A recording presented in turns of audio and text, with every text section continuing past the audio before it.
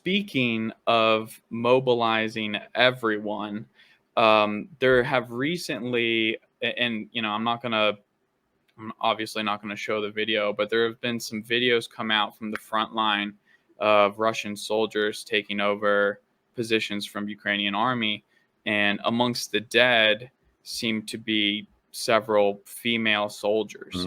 Mm. I'm wondering if you've seen that, what you think of it. Is it a sign that like perhaps Ukrainian casualties are a lot higher?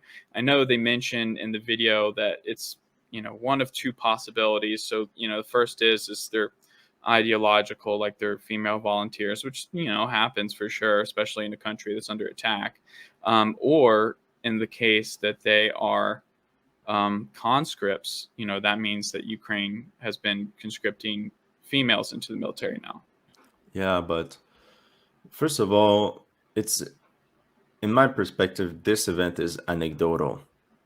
So I don't know how widespread this event is along the front. It's not. That's the problem of informational warfare. Is that one video, and we draw massive conclusions out of this one video, right? There's a lot of manpower left in Ukraine, so I don't think there's a need at the moment to draft a woman. I mean, there's millions of men left in Ukraine. Hmm.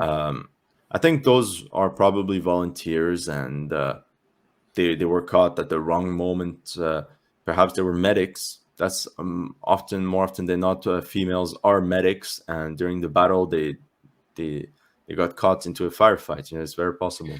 That's a great point, and they would be wearing uniform, Yeah. plate, all that stuff. So, yeah, I think it's. I mean, it's a great point that it's just one video definitely doesn't prove anything. But there was a rumor spreading around a couple weeks ago that the government had actually said something about starting to conscript women, the Ukrainian government, and I don't know if it's actually true or not, but it's probably part of the reason why this information is catching on really fast. Well, once again, conscripting women depends from what jobs. For example, they could say, "Yeah, well, you're going to be a cook." Yeah. Whereas this guy being a cook can go to the front. A lot of manpower is wasted with the rear jobs. Mailman, I don't know, truck driver, Yeah, runners, truck drivers, yeah. medics, nurses. Maybe they need nurses, more people at the rear for any sort of job. So maybe they're just going to replace them and bring the men to the front and have less of these guys hiding.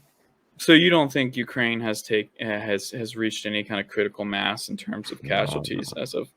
they did take casualties, but once again, when you look at the population of Ukraine, okay, let's do some math. Ukraine had allegedly before the war, what, 40 million people. No, it's probably not that true. It was probably more like 35 million. And a lot of people left the country, but then they came back, right? Okay. 35 million, half women, half men. It's like what, 15, 17 million of each. And if you take into account that there's a lot of children and older men, well, you still have 8, 9 million combat ready men. Okay, some people left.